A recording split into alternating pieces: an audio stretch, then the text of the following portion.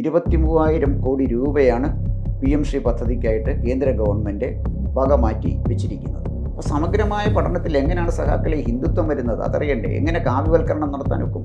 ഒരു ആത്മപരിശോധന ചെയ്യണ്ടേ? സഖാവിൻ്റെ കൊച്ചുമക്കൾ ആരെങ്കിലും സർക്കാർ സ്കൂളിൽ പഠിക്കുന്നുണ്ടോ? അവരൊക്കെ വളരെ സൗകര്യങ്ങളുള്ള പഞ്ചനക്ഷത്ര സൗകര്യങ്ങളുള്ള സ്കൂളുകളിലല്ലേ സഖാവിയെ പഠിക്കുന്നത്?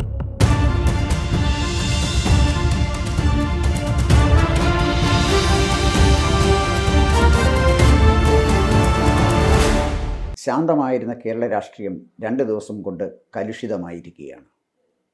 കേരള രാഷ്ട്രീയത്തെ കലുഷിതമാക്കിയത് PMC എന്ന പദ്ധതിയാണ്.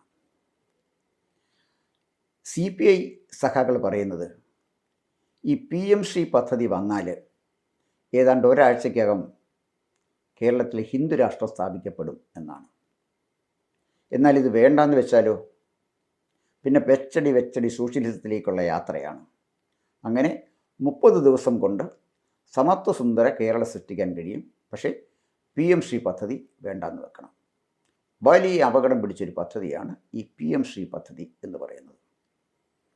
എന്താ ഈ PMC പദ്ധതി? Prime minister's school for rising India എന്നാണ്. ആ പേരിനകത്തൊരു ഹിന്ദുത്വം ഞാൻ കാണുന്നില്ല, കാവ്യവൽക്കരണവും കാണുന്നില്ല. പ്രൈം മിനിസ്റ്റേഴ്സ് സ്കൂൾ എന്നാണ് പറയുന്നത്. ഗോൾവാർക്കറുടെ സ്കൂളെന്നോ ഹെഡ്ഗേവാറിൻ്റെ സ്കൂളെന്നോ സംഘപരിവാർ സ്കൂളെന്നോ ഒന്നും പറയുന്നില്ല. പ്രൈം മിനിസ്റ്ററുടെ സ്കൂൾ. ആർക്കും പ്രൈം മിനിസ്റ്റർ ആയിക്കൂടെ? നാളെ നരേന്ദ്രമോദിജി മാറി ആർക്ക് വേണമെങ്കിലും പിന്നെ പ്രധാനമന്ത്രിയാകാമല്ലോ. തൃശ്ശൂർ പാർലമെൻറ്റിൽ ജയിച്ചിരുന്നു എങ്കിൽ VS സുനിൽകുമാർജി, അദ്ദേഹം പിന്നെ CPIയുടെ വലിയൊരു താത്വിക ആചാര്യനല്ലേ. ജാതിമത ചിന്തകൾക്ക് അതീതമായി സോഷ്യലിസം നടപ്പിലാക്കാൻ ദൃഢപ്രതിജ്ഞത്തിരിക്കുന്ന ഒരു സഖാവാണ് അദ്ദേഹം. അദ്ദേഹത്തിന് പ്രൈം മിനിസ്റ്റർ ആകാമല്ലോ. ബിനോയ് വിശ്വത്തിന് പ്രൈം മിനിസ്റ്റർ ആകാമല്ലോ. എന്തിന് നമ്മുടെ D രാജായ്ക്ക് പോലും പ്രൈം മിനിസ്റ്റർ ആകാം. അപ്പോൾ അതിനകത്ത് പേരിനകത്ത് പ്രൈം മിനിസ്റ്റർ എന്നല്ലേ പറയുന്നുള്ളൂ. അതിനകത്ത് എവിടെയാണ് ഒരു കാവ്യവൽക്കരണം നടക്കുന്നത്? അതിനകത്ത് ഈ സംഘികളുടെ എന്തെങ്കിലും ഒരു പ്രത്യേകത ആ പേരിനകത്തുള്ളതുപോലെ ഉള്ളതായിട്ട് എനിക്ക് കാണുന്നില്ല. അപ്പോൾ പേരിൽ എന്തെങ്കിലും ഒരു ഹിന്ദുത്വം ഉള്ളതായിട്ട് ഒരു കാരണവശാലും തോന്നുന്നില്ല. പിന്നെ ഈ PMC പദ്ധതി, ഇതിനൊരു ചരിത്രമുണ്ടല്ലോ. ഈ PMC പദ്ധതി എന്നാണ് ആരംഭിച്ചത്? ഈ കഴിഞ്ഞ ആഴ്ച ആരംഭിച്ച പദ്ധതിയാണ്. 2022 ആരംഭിച്ച പദ്ധതിയാണ് ഈ PMC പദ്ധതി. 23,000 കോടി രൂപയാണ് PMC പദ്ധതിക്കായിട്ട് കേന്ദ്ര ഗവൺമെൻറ് വക മാറ്റി വെച്ചിരിക്കുന്നത്. അതും രാജ്യത്തെ 14,500 സ്കൂളുകളിൽ നടപ്പിലാക്കാനാണ്. കേരളത്തിൽ നടപ്പിലാക്കാനായിട്ട് 1,500 കോടി രൂപയാണ് നമ്മുടെ സ്റ്റേറ്റിന് കിട്ടുന്നത്. 336 സ്കൂളുകളിൽ കേരളത്തിൽ ഈ PMC പദ്ധതി നടപ്പിലാക്കും. ഇത് നാഷണൽ എഡ്യൂക്കേഷൻ പോളിസിയുടെ ഭാഗമായിട്ട് വന്ന ഒരു പദ്ധതി തന്നെയാണിത്. അപ്പോൾ കേരളത്തിന് 1,500 കോടി രൂപ കിട്ടുന്ന 336 സ്കൂളുകളിൽ നടപ്പിലാക്കാൻ കഴിയുന്ന ഒരു പദ്ധതിയെ എന്തിനാണ് എതിർക്കുന്നത്? ഏറ്റവും പ്രധാനപ്പെട്ട കാര്യം, ഈ PMC പദ്ധതി പ്രകാരം സർക്കാർ സ്കൂളുകൾക്ക് മാത്രമേ ഈ ഫണ്ട് കേന്ദ്ര ഗവൺമെൻറ് അനുവദിക്കത്തുള്ളൂ. ഇപ്പോൾ സർക്കാർ സ്കൂളുകളെന്ന് പറയുമ്പോൾ പെറ്റിബൂർഷ കുഞ്ഞുങ്ങൾ പഠിക്കുന്ന സ്കൂളുകളല്ലല്ലോ. പഞ്ചനക്ഷത്ര സൗകര്യമുള്ള സ്വകാര്യ വിദ്യാഭ്യാസ സ്ഥാപനങ്ങൾ ധാരാളം കേരളത്തിലുണ്ട്. അവർക്കല്ല ഈ പണം കിട്ടുന്നത്. വെറും സാധാരണക്കാരൻ്റെയും പാവപ്പെട്ടവൻ്റെയും മക്കൾ പഠിക്കുന്ന സർക്കാർ സ്കൂളുകൾക്ക് മാത്രമേ ഈ ഫണ്ട് കിട്ടുകയുള്ളൂ. പിന്നെ അതിനെ എതിർക്കേണ്ട കാര്യം എന്താണ്?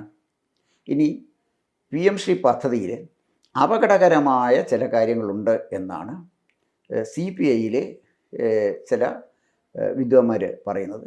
CPM വരെ ഇന്നലെ വരെ CPMകാരും തന്നെയാണ് പറഞ്ഞുകൊണ്ടിരുന്നത്. ഇപ്പോൾ അവർക്ക് ബോധോദയം ഉണ്ടായെന്ന് തോന്നുന്നു. നല്ല കാര്യം. ബുദ്ധനെ പിന്നെ ബോധിവൃക്ഷ ചുവട്ടിലിരുന്നപ്പോഴല്ലേ ബോധോദയം ഉണ്ടായത്. അങ്ങനെ CPM സഖാക്കൾക്ക് നാഷണൽ എഡ്യൂക്കേഷൻ പദ്ധതിയുടെ കീഴിൽ അതൊന്ന് പഠിച്ചു കഴിഞ്ഞപ്പോൾ, ആ പുസ്തകത്തിൻ്റെ കീഴിൽ ഇരുന്ന് കഴിഞ്ഞപ്പോൾ അവർക്ക് ബോധോദയം ഉണ്ടായി. അവരത് നടപ്പിലാക്കാൻ തീരുമാനിച്ചു. ഈ നാഷണൽ എഡ്യൂക്കേഷൻ പോളിസി പറയുന്ന PMC പദ്ധതിയുടെ ലക്ഷ്യങ്ങളെക്കുറിച്ച് എനിക്ക് കിട്ടിയ ചില വിവരങ്ങളിൽ നിന്ന് ഞാൻ പരിശോധിച്ച് നോക്കി. അതിനകത്തെങ്ങും ഹിന്ദുത്വം ഞാൻ കണ്ടില്ല. അതിന് പ്രധാനമായിട്ടും 4 ലക്ഷ്യങ്ങളാണുള്ളത്.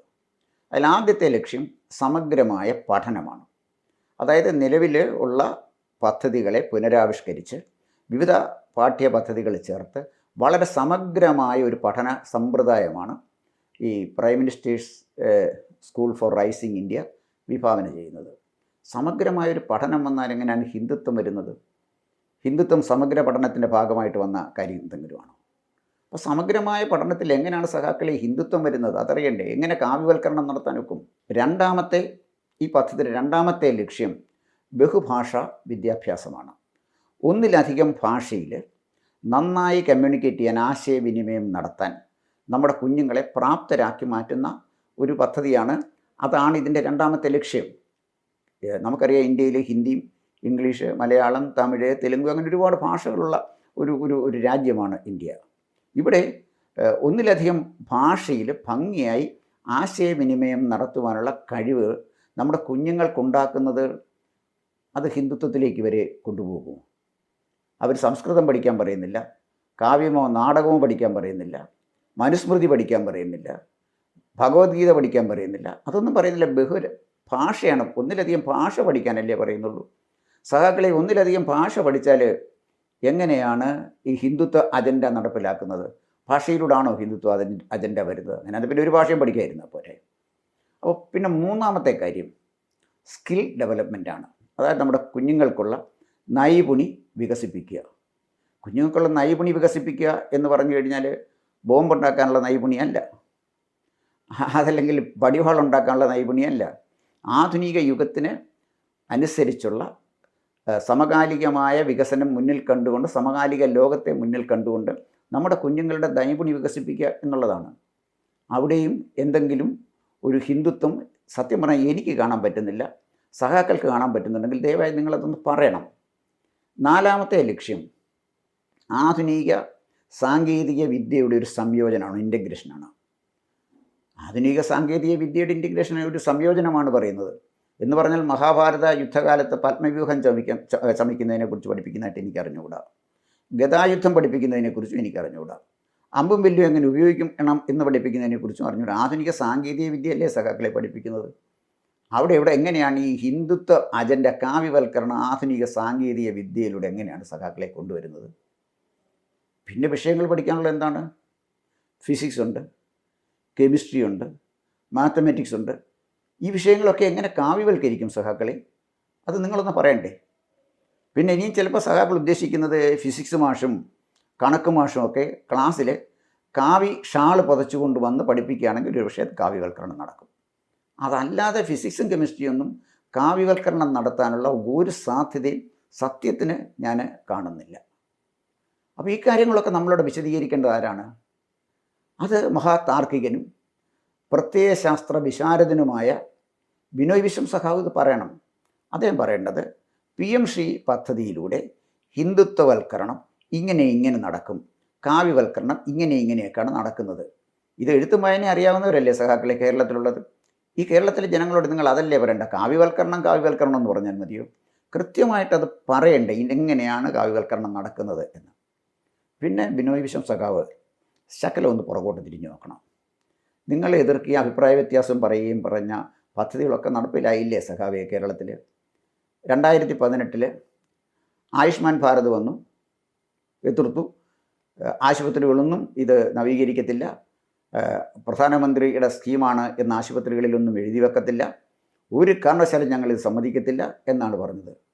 അത് നടപ്പിലായില്ലേ? ബിനോയ് വിശ്വം സഖാവ് പോയി നോക്കണം. പല ആശുപത്രികളിൽ ഈ ആയുഷ്മാൻ പദ്ധതി നടപ്പിലാക്കാൻ തുടങ്ങിക്കഴിഞ്ഞു. രണ്ടാമത് വരുന്നത് 2019 വന്ന കിസാൻ നിധിയാണ്. അതും നടപ്പിലാക്കിയില്ലേ? നമ്മുടെ കർഷകർക്കൊക്കെ പെൻഷൻ കിട്ടി തുടങ്ങിയില്ലേ? 2023 വന്ന വിശ്വകർമ്മ യോജന, അതും നടപ്പിലായില്ലേ? ഇതെല്ലാം നടപ്പിലായി സഖാവേ. ഇത് നിങ്ങൾ വേണ്ടാന്ന് പറഞ്ഞ സകല പദ്ധതികളും കേരളത്തിൽ നടപ്പിലായിട്ടുണ്ട് എന്നുള്ളതാണ് വാസ്തവം. ബിനോയ് വിശ്വം സഖാവ് പ്രായോഗികമായിട്ട് ചിന്തിക്കണം, കുറച്ചൊന്ന് പുറകിലോട്ട് തിരിഞ്ഞു നോക്കണം. ഈ ഗവൺമെൻറ് നിലവിൽ വരുന്നതിന് മുമ്പ് UDF ഗവൺമെൻറ്റിൻ്റെ സമയത്ത് അന്ന് UDFിലെ ചില സ്വപ്നജീവികളും ഇടതുപക്ഷത്തെ ചില സ്വപ്നജീവികളും പറഞ്ഞിരുന്നത് ഈ റോഡ് സൈഡിൽ താമസിക്കുന്ന ആളുകൾക്ക് അസൗകര്യം ഉണ്ടാവും എന്നുള്ളത് കൊണ്ട് നമുക്ക് ഈ സൂപ്പർ ഹൈവേകളൊന്നും ആവശ്യമില്ല, നമുക്ക് വെറും 30 മീറ്റർ വീതിയുള്ള അത്യാവശ്യം വണ്ടികൾക്കൊക്കെ പോകാൻ പറ്റുന്ന സൗകര്യം മതി, കേരളത്തിൽ അതേ പറ്റൂ, സ്ഥലമെടുക്കാൻ പറ്റില്ല, അതുകൊണ്ട് നാഷണൽ ഹൈവേ 66 30 മീറ്റർ വീതിയിൽ തീർക്കണം എന്നാണ് പറഞ്ഞത്. പക്ഷേ അടുത്ത വർഷം ഉദ്ഘാടനം ചെയ്യാൻ പോകുന്ന നാഷണൽ ഹൈവേ 66 45 മീറ്റർ വീതിയിലാണ് സഖാവെ വികസിപ്പിച്ചിരിക്കുന്നത്. അതും കേരളത്തിലാണ്. 2016 വരെ 30 മീറ്റർ മതി എന്ന് പറഞ്ഞവർ മാറിയപ്പോൾ പിന്നെ 45 മീറ്റർ റോഡ് തീർന്നില്ലേ? അതിലൂടെ 7 മണിക്കൂർ കൊണ്ട് നമ്മൾ കാസർഗോഡ് എത്തും സഖാവേ. അതിനകത്ത് വല്ല കുഴപ്പം പറ്റിയോ? റോഡ് സൈഡിൽ താമസിച്ചിരുന്ന ആളുകൾ, അന്ന് വസ്തു കൊടുക്കത്തില്ലെന്ന് പറയുന്ന ആളുകളൊക്കെ ഇന്ന് വസ്തു എങ്ങനെ ഏറ്റെടുക്കണം എന്ന് പറഞ്ഞ് പുറകെ നടക്കുകയല്ലേ? നടന്നില്ലേ? NH-66 ഗ്യാസ് പൈപ്പ് ലൈൻ, ഉമ്മൻചാണ്ടിയുടെ സർക്കാർ ഇരുന്ന സമയത്ത് ഗ്യാസ് പൈപ്പ് ലൈൻ വലിച്ചാൽ കേരളം കത്തിക്കുമെന്ന് പറഞ്ഞ ചില ആളുകളുണ്ടായിരുന്നു മലപ്പുറത്ത്. അവരുടെ മൂക്കിൻ്റെ താഴെ കൂടെ തന്നെയല്ലേ ഗ്യാസ് പൈപ്പ് ലൈൻ തീർത്തത്? കേരളം കത്തിയോ? അതിനൊക്കെ പറയുന്നത് കോൺഗ്രസ്സുകാർ മനസ്സിലാക്കേണ്ട ഒരു കാര്യം, ഇതിൻ്റെ രാഷ്ട്രീയ ഇച്ഛാശക്തി എന്നാണ് പറയുന്നത്. മുസ്ലിം ലീഗിൻ്റെ മുന്നിലെ വാല് മടക്കി നിന്ന് നിങ്ങൾക്കൊരു വികസനം നടത്താൻ പറ്റിയില്ല. കാര്യമായ ചില കാര്യങ്ങളൊക്കെ തീർച്ചയായിട്ടും ഉമ്മൻചാണ്ടിയുടെ ഗവൺമെൻറ് ചെയ്തിട്ടുണ്ട്, ഒരിക്കലും അത് വിസ്മരിക്കാൻ കഴിയില്ല. പക്ഷേ അതൊക്കെ ലീഗിൻ്റെ സമ്മതത്തോടുകൂടി മാത്രമല്ലേ UDF ചെയ്തത്. അപ്പോൾ ഇവിടെ വേണ്ടത്, ഒരു രാജ്യത്ത് വികസനം നടക്കണമെങ്കിൽ എല്ലാവരുടെയും സർവ്വസമ്മതത്തോടുകൂടി ഒരു വികസനം നടത്തുക പ്രായോഗികമല്ല. സർവ്വസമ്മതത്തോടുകൂടി ഒരു പദ്ധതി കേരളത്തിൽ നടപ്പിലാക്കുക സാധ്യമല്ല. ഇവിടെ ഈ PMC പദ്ധതി നടപ്പിലാക്കുമ്പോഴും സ്വാഭാവികമായി എതിർപ്പ് വരും. കേരളത്തിൽ ഏതാ എതിർപ്പില്ലാത്തത്? കേരളത്തിൽ ഏത് പദ്ധതി വന്നാലും കേരളത്തിൽ എതിർക്കും. ഒരു പദ്ധതിയും കേരളത്തിൽ എതിർപ്പില്ലാതെ നടപ്പിലാക്കാൻ പറ്റില്ല എന്നുള്ളതാണ് വാസ്തവം. എനിക്ക് ബിനോയ് വിശ്വം സഖാവിനോടൊരു കാര്യം ചോദിക്കാനുണ്ട്. അങ്ങയുടെ കൊച്ചുമക്കൾ, ചെറുമക്കൾ ഏത് സ്കൂളിലാണ് പഠിക്കുന്നത്? അങ്ങനെ ആലോചിക്കുന്നത്, ഏത് സ്കൂളിലാണ് പഠിക്കുന്നത്? സഖാവേ, ഇത് 336 പള്ളിക്കൂടത്തിലെ പാവപ്പെട്ടവൻ്റെ സാധാരണക്കാരൻ്റെ മക്കൾക്ക് അന്തർദേശീയ നിലവാരത്തിലുള്ള വിദ്യാഭ്യാസം നൽകുന്നൊരു പദ്ധതിയാണ് സഖാവേ. സഖാവ് ഒരു ആത്മപരിശോധന ചെയ്യണ്ടേ? സഖാവിൻ്റെ കൊച്ചുമക്കൾ ആരെങ്കിലും സർക്കാർ സ്കൂളിൽ പഠിക്കുന്നുണ്ടോ? അവരൊക്കെ വളരെ സൗകര്യങ്ങളുള്ള, പഞ്ചനക്ഷത്ര സൗകര്യങ്ങളുള്ള സ്കൂളുകളിലല്ലേ സഖാവെ പഠിക്കുന്നത്? പാവപ്പെട്ടവരുടെ കുട്ടികൾക്ക് ഈ വിദ്യാഭ്യാസ സൗകര്യം കിട്ടുന്നതിന് എന്തിനാണ് സഖാവ് എതിർക്കുന്നത്? സഖാവ് എതിർക്കുന്നത് ശരിയല്ല, അങ്ങനെ ചെയ്യാനും പാടില്ല.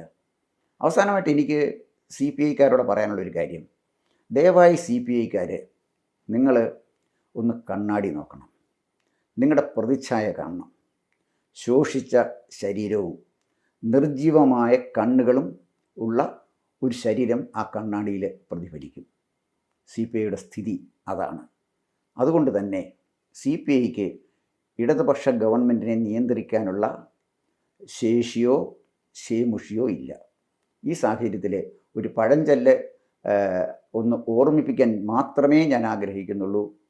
ആവതില്ലാത്തവന് കോപം വന്നാൽ ചാവതേ ഫലം. CPI-ക്ക് ആ ഗതികേടുണ്ടാകാതിരിക്കട്ടെ. കൂടുതൽ വാർത്തകളും വിശേഷങ്ങളും നേരിട്ട് ലഭിക്കാൻ ജനങ്ങളിൽ നിന്ന് ജനങ്ങളിലേക്ക് ജനഭൂമി ന്യൂസ് സബ്സ്ക്രൈബ് ചെയ്യൂ. ബെൽ ബട്ടൺ അമർത്താനും മറക്കരുത്.